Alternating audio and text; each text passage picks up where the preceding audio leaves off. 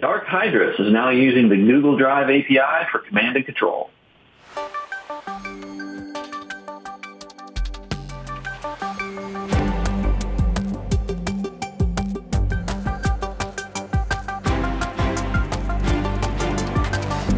Hey Mike, this is an interesting story I think you have for us about some new malware techniques or some new malware by an advanced adversary group in the Middle East. There's a threat actor group that's been called DarkHydrus, and they're primarily active in the Middle East and using phishing campaigns and the like to target government officials and other types of people in leadership positions in that region. And primarily they've been doing this with spear phishing and domain typo squatting and using various open source tools and methods to collect this data. They've been doing this for a couple of years now. But here this past summer, they started distributing a Trojan that was called Rogue Robin. And the Trojan was PowerShell based, and it did, the types of things that you would expect a Trojan to be able to do: screenshots, file retrieval, all those types of things. And it was delivered via spear phishing attacks as an initial infection vector.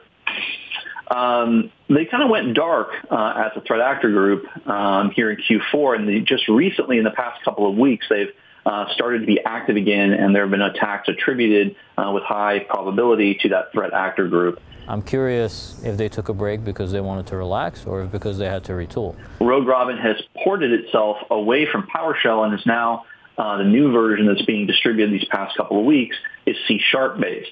And that's something that's been seen elsewhere with other malware, pieces of malware in recent weeks and months, where threat actor groups are moving away from PowerShell-based malware, and they're rewriting these programs in C# because people have really upped their game about securing their environments against rogue PowerShell script execution. From there, the new version of the malware continues to use DNS tunneling for its primary command and control communication, just like the original version did, but the new binary version has implemented a new feature called X mode, which allows it to leverage the Google Drive API for command and control. And this is a new thing that this particular threat actor group is doing.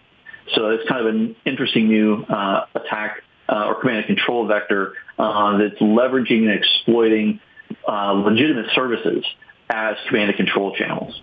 At least with one group of actors, DNS, tunneling, and PowerShell, that combination seems to be on its way out a little bit. I feel like the last 2 years have been the years of DNS tunneling as a C2 mechanism by multiple different adversaries. In fact, also using PowerShell. I don't know why, maybe all the bad guys went to the same security conference or something and learned about PowerShell and DNS malware, because literally every single thing that I've analyzed in like the last 2 years has been using some combination of PowerShell and DNS. Slightly different, but very similar. You went from the use of PowerShell to the use of C#, which for me shows a change that perhaps we need to start looking at. A lot of organizations today are concentrating efforts on how do I detect it, how do I know when it's being used maliciously on my network. So a lot of work has gone into that.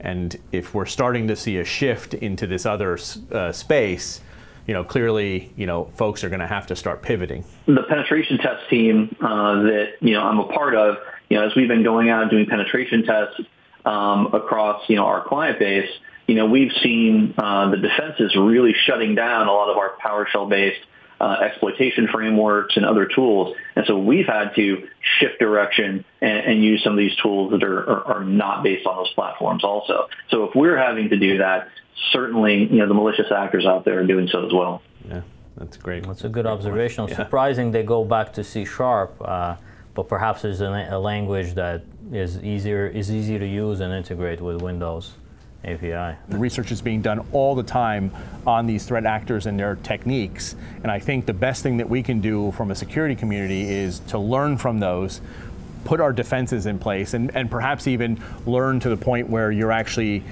trying to get ahead of the curve. The defenses that companies and people employ are helping in a way because it's causing adversaries to change tactics.